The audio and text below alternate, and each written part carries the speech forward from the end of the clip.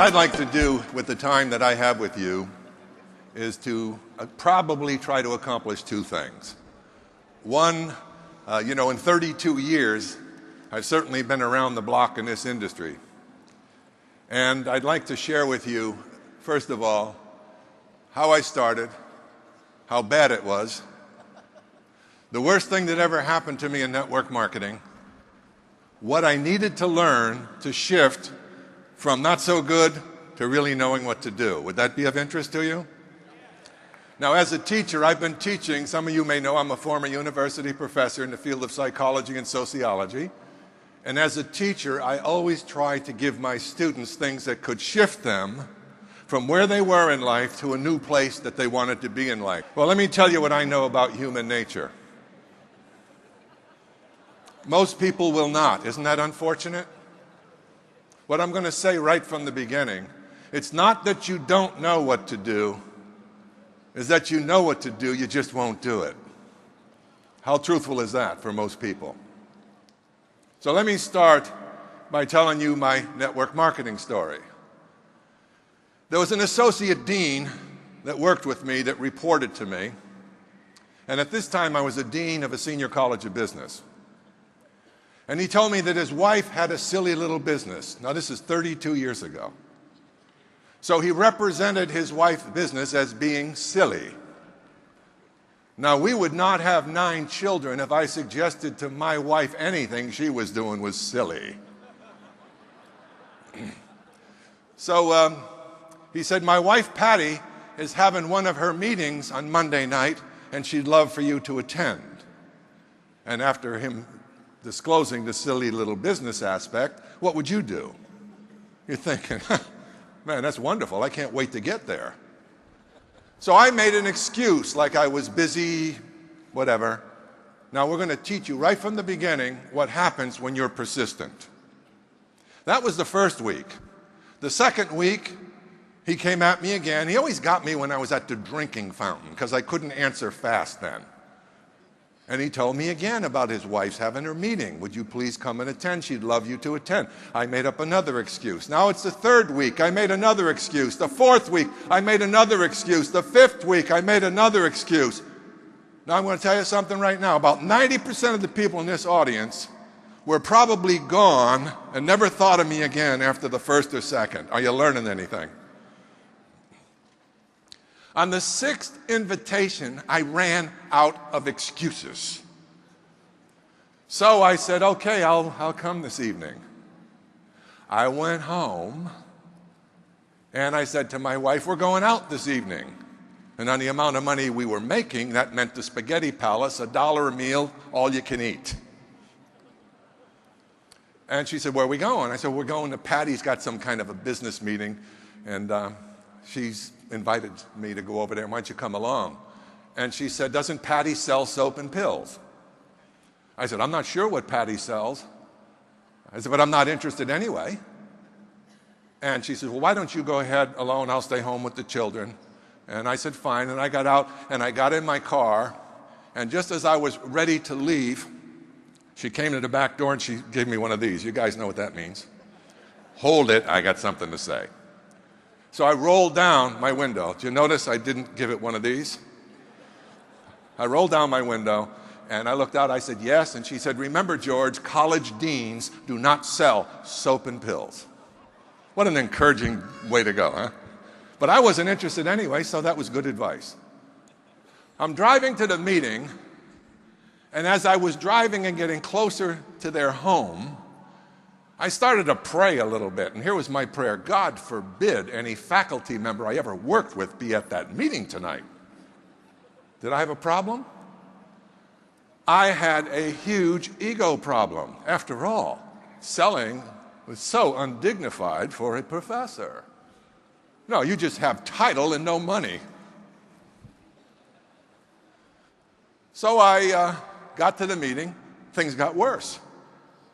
As I got into the meeting, there's 13 women.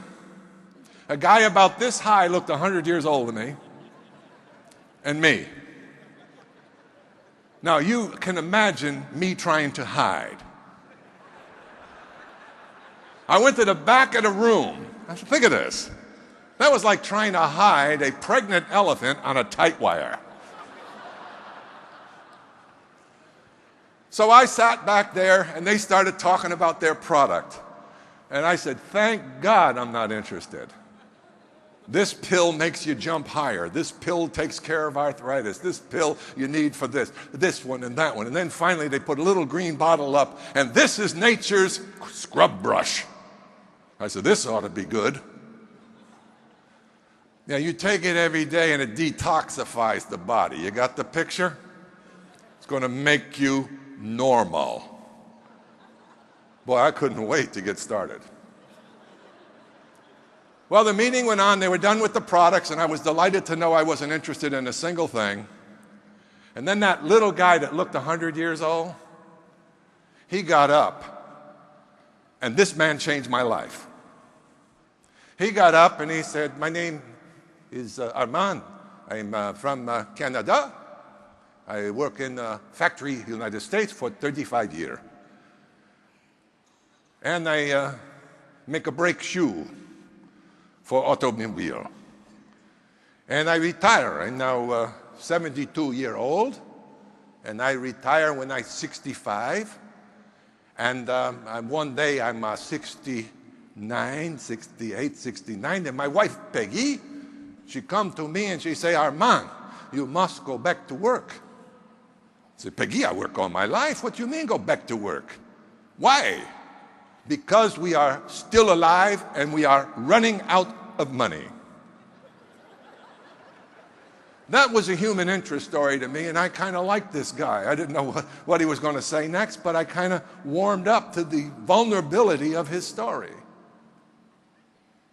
And then he said, my wife, Peggy, and I, a friend called us to come see the network marketing, direct selling business. And they say, don't worry, Armand, if you cannot sell. This business will take anybody. And he says to his wife, Peggy, we are anybody. Let's go see. So I'm listening to him, and I'm saying, this is pretty fascinating. I wonder where it's going. And then he said, my wife, Peggy, and I, we work as husband-wife team. Huh, Peggy? Peggy goes, yes, Armand.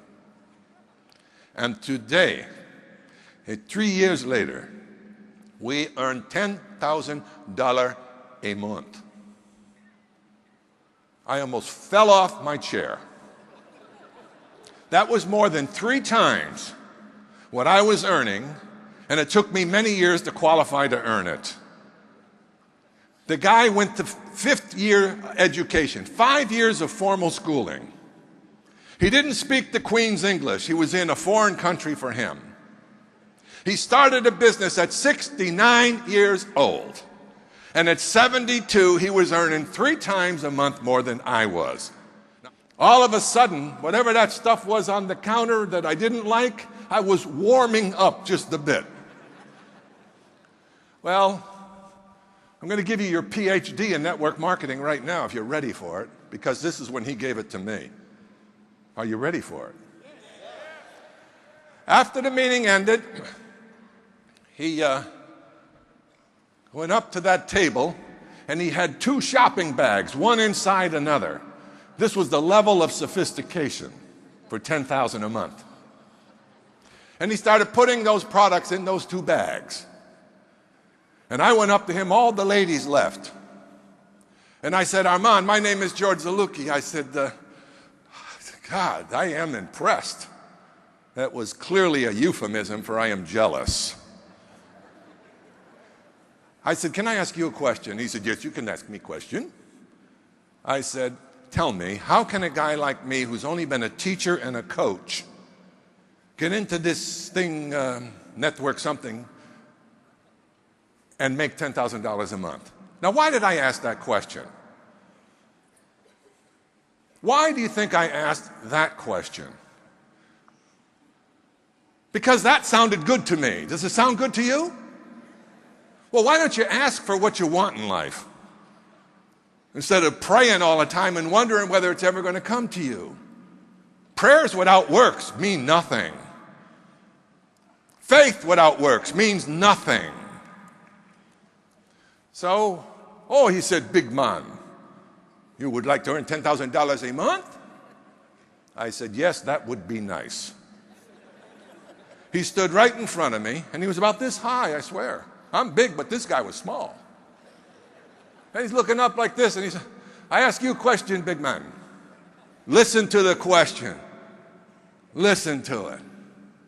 Will you, big man, as represent 1 year of your life, I don't care if you do full-time or you do with your spare time. You'll just have more time to do same simple things. You don't look over your shoulder left for 1 year. You don't look over your shoulder right for 1 year. You focus your mind, and you will succeed. Can you do that? He said. And I answered like most people. I was not quite advanced at that point in how things really get done. So I said, well, I think I can do that. And here's what he did. Oh, no, he said. Did I ask you, will you give 1 year of your life, no turn back effort, no look back left, no look back right, focus your mind? Did I ask you that question? By this time, I'm getting a little irritated. I said, yes, you asked me that question. He said, then, big man, you have yes or you have no. Now pick one. I said, yes, I'll do it. Now here's the best training I ever had in my life about success. What he said right now. Here's what he said. That's good, big man. I can teach you no more. Now, I'm going to tell you something. If I walked off this stage right now and you understood the power of that man's instruction, you can do anything. The problem is, folks, we start something and we lose focus. We let the little minds in life take away the big dreams, don't we? The little voices that you have in you from your past failures, they keep chipping away at your will to persevere. Yes or no? You think it's any different for me? I've just learned you need to tell those people inside of you to shut up. Well, I got started in the business, and here's the way I approached it. Here's the mistake. Don't make it. ACN has a system for you. Just follow the system. And so if you want success, you better understand Newton's law. For every positive, there's a negative. For every plus, there's a minus. For every dreamer, unfortunately, there's about 1,000 dream stealers. You've got to know. So I got started approaching the business the way I approach the world of academia. Study, study, study, get smart. Isn't that it? In other words, some of you learn everything about the rates, learn everything about the competition, learn everything about everything except how to make money. Some of you are going to have that disease. And I'm warning you right now, you don't know the business you're in. So anyway, I did it George's way. And I studied and I studied and I studied. I could have taught at a university in bionutrition because I had to know what every single vitamin did, every molecule in your body, how it responded to it. And guess what? Oh boy, was I feeling good.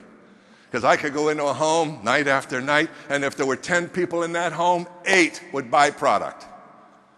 I got so good at it that the company called me, and this was only in my second year, and said, you are in the running for #1 in the world in group sales. I said, how the heck did that happen? I didn't even know I was in a race. All I knew was what I knew about selling and study and selling and information. Some of you will have that disease too. You better get over it.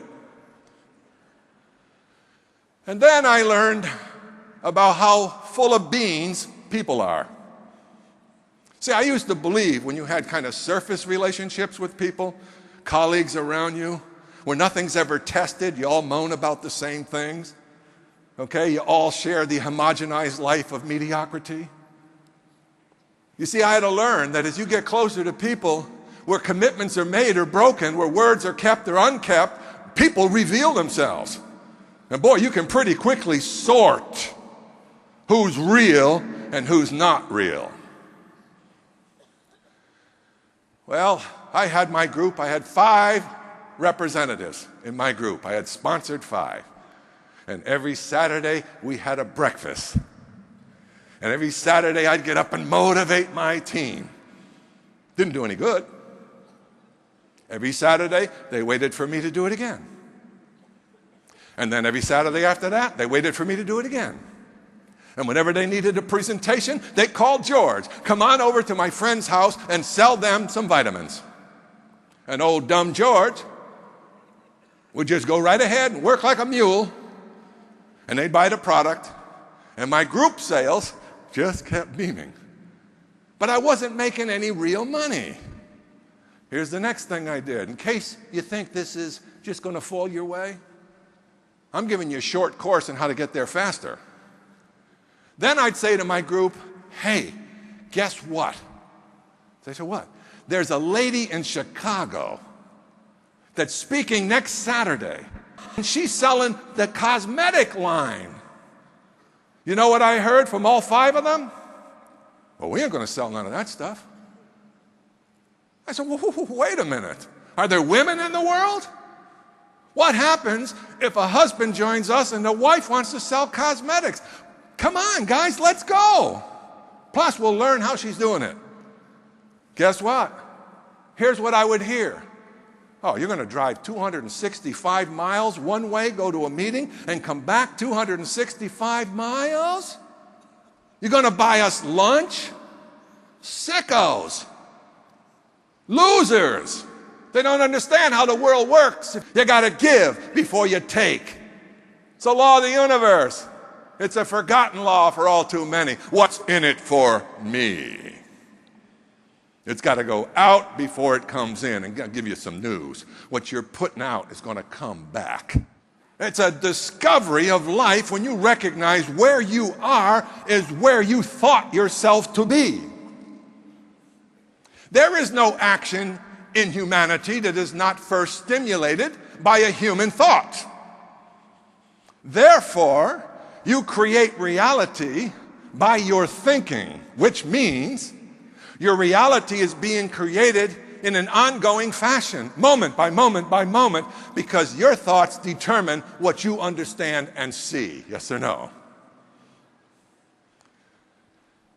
See, no 2 people see the same reality. It's impossible.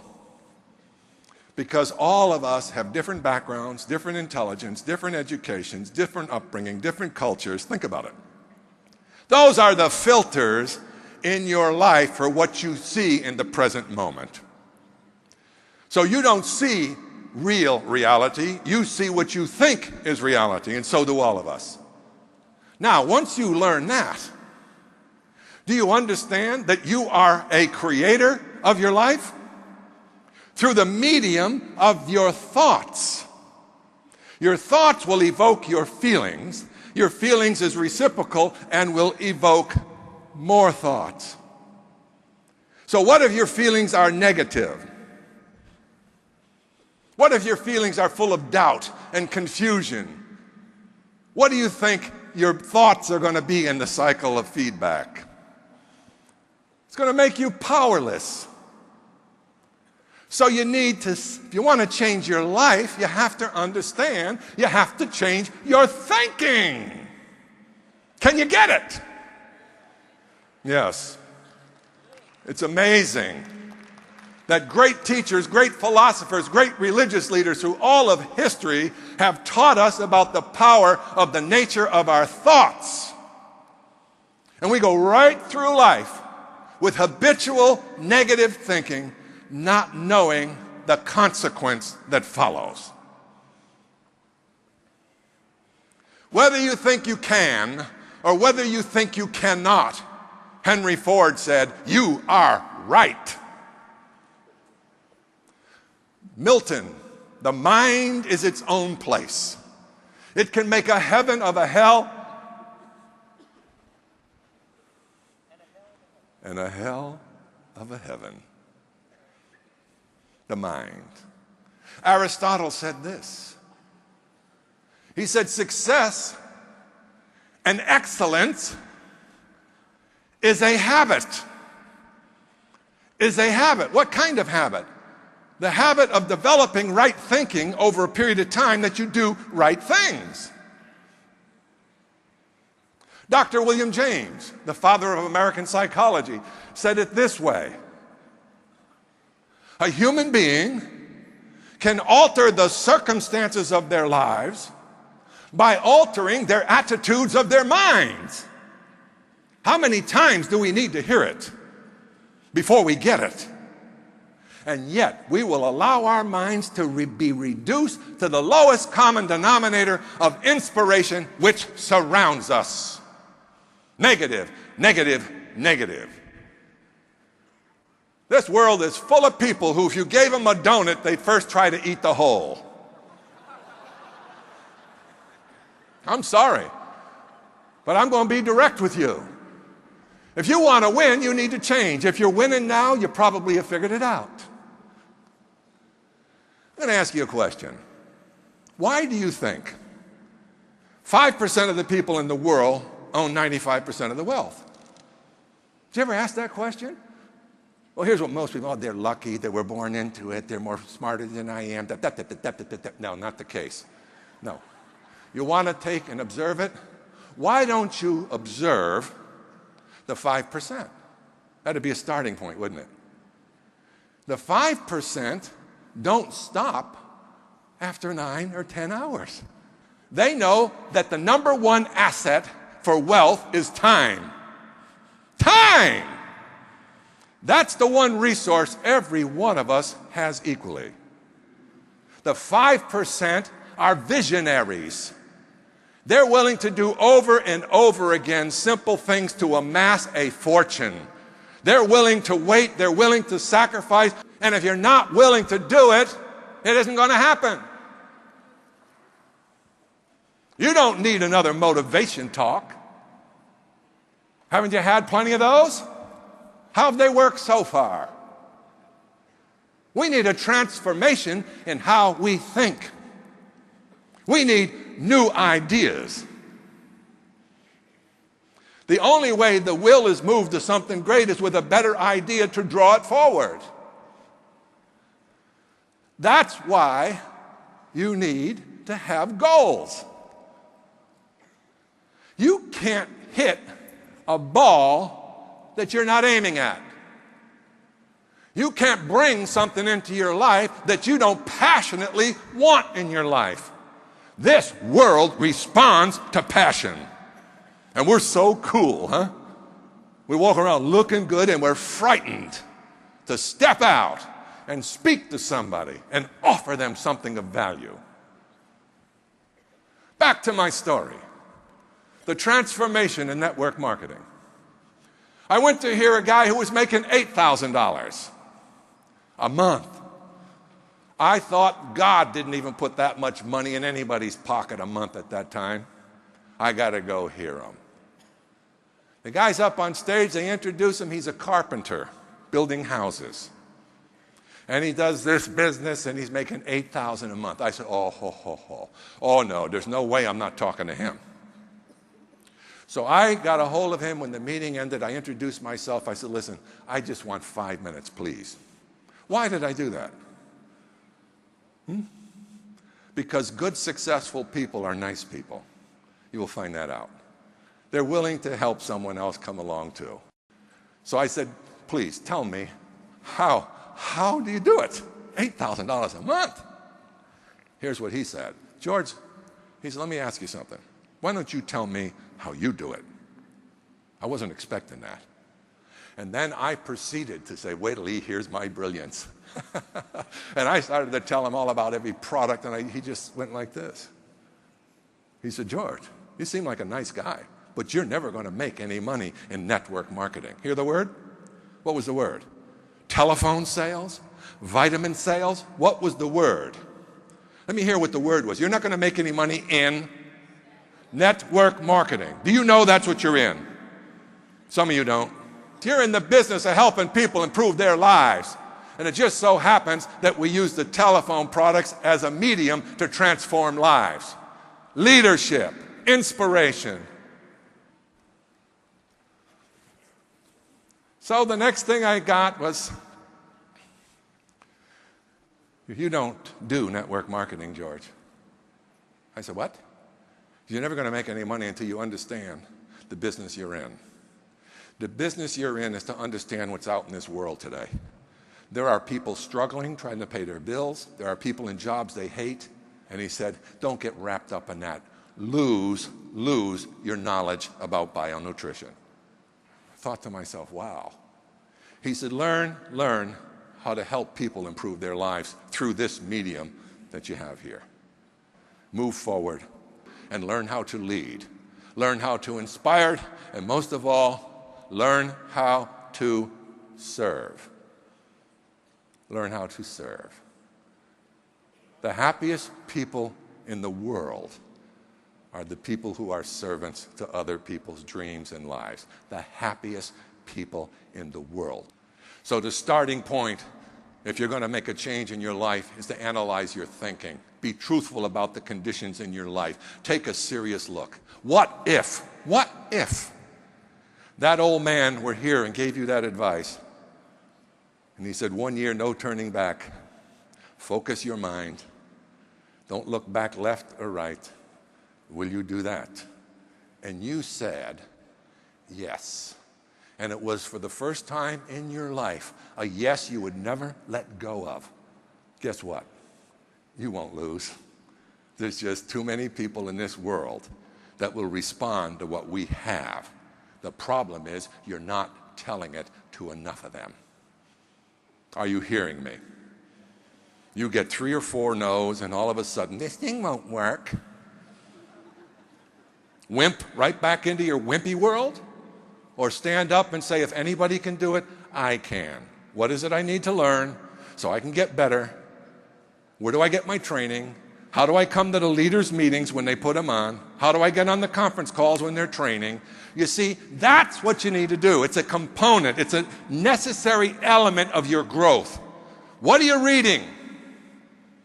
Probably not much of value. Tell the truth. What are you reading that grows you as a person? That teaches you the things you need to know to advance yourself in life? What are you listening to, and who are you listening to? There's your analysis. Start there. And if you'll tell the truth about what is influencing you right now, you will see the necessity of change.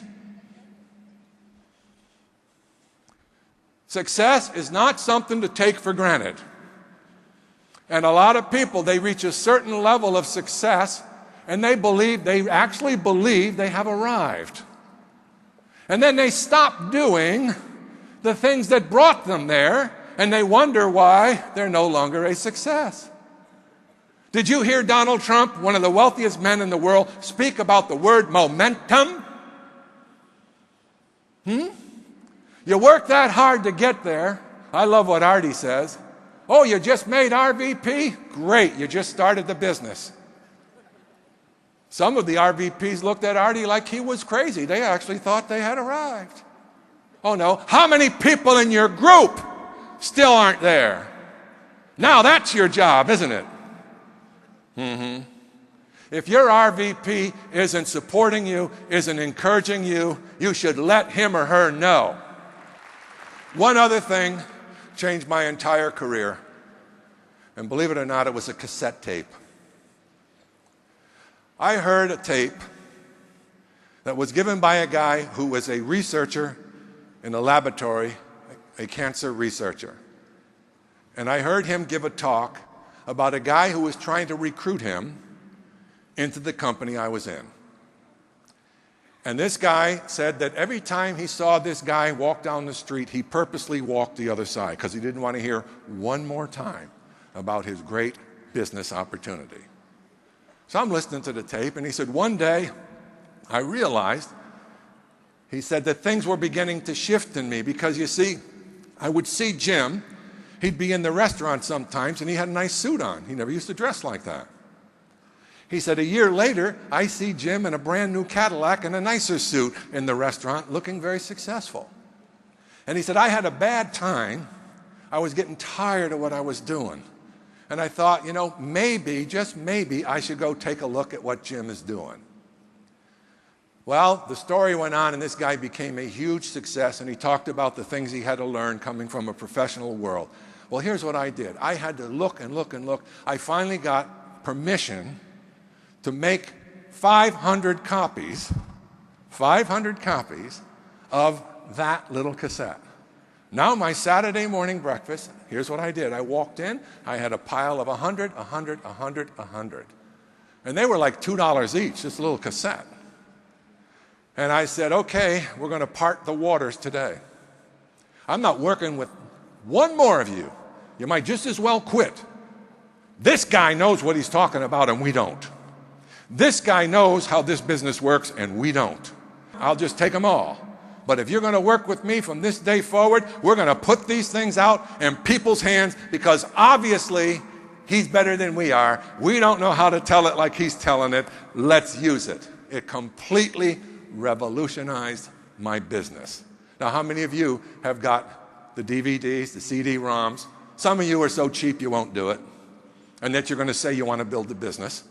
You're going to want to keep blabbing from your own position, thinking you know how to say it better than when you got someone like Trump and other people to do it. Don't be foolish. Let me tell you something. How would you like to hire a salesman if you owned a company that never called in sick, can say the same story every time, 24 hours a day, okay, hardly ever breaks down, and you pay a pretzel to get that person? How many of those, if that was true, could you get? They don't want insurance policies, they don't want cars, and they don't want expense accounts.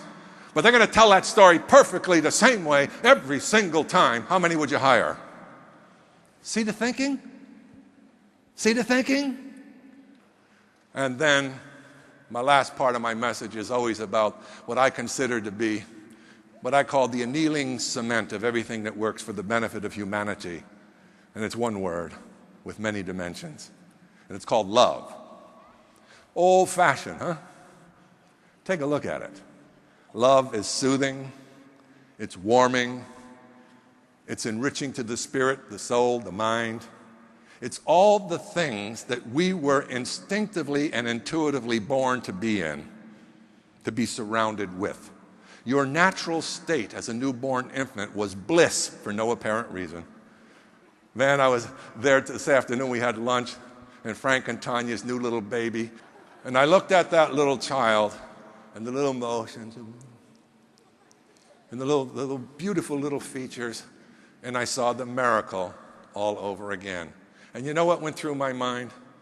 God, how will we ever get good at keeping them close to that beautiful innocence where they're not afraid, everything's kind of okay, mommy and daddy's here, and then we get to them. We get to them with all our fears, with our lack of character, with our lack of discipline, with our lack of a good work ethic, and then we expect them to walk out in this world and be superstars. How does that match? It doesn't. So be persistent in what you do. Surrender to what it is you want. Surrender to it. That's the most powerful way to get where you want to go. Just say, hey, this is it. Come at me any way you want. I don't care. I'm going to the top.